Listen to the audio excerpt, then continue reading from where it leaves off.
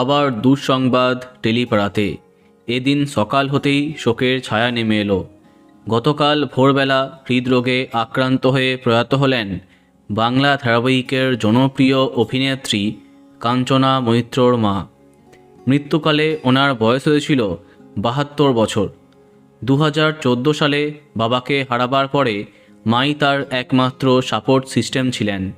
তাকে এইভাবে হারিয়ে ফেলবেন কল্পনাও করতে পারেননি। হৃদরোগে আক্রান্ত হবার ফলে বাড়িতেই মারা যান তিনি। মায়ের শেষ মুহূর্তের কথা স্মরণ করতে গিয়ে আজকাল .ইনে অভিনেত্রী জানান, গতকাল রাত পর্যন্ত দুজনে অনেক গল্প করছিলাম। সব কিছুই যেন ঠিক ছিল। এই রকম হয়ে যাবে ভাবতে পারিনি। ভোরবেলা মায়ের বুকটা কেমন করছিল, শরীর ভারী হয়ে গেছিল। তড়িঘড়ি হসপিটালে নিয়ে যাবার পরেও শেষ রক্ষা হয়নি। বাড়িতেই সব শেষ হয়ে গেছিল, বুঝতেই পারিনি আমরা।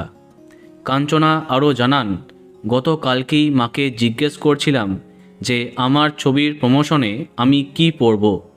মা আমাকে বলছিলেন আমি যেন তাড়াহুড়ো না করি, কিন্তু গল্প করতে করতে সব শেষ হয়ে যাবে সত্যিই ভাবতে পারছি না। মাকে ছাড়া আমার জীবন শূন্য।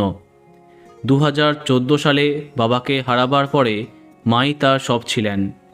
আজ সেই মানুষটাকে হারিয়ে বড্ড একা হয়ে গেলেন টেলি অভিনেত্রী কাঞ্চনা মৈত্র।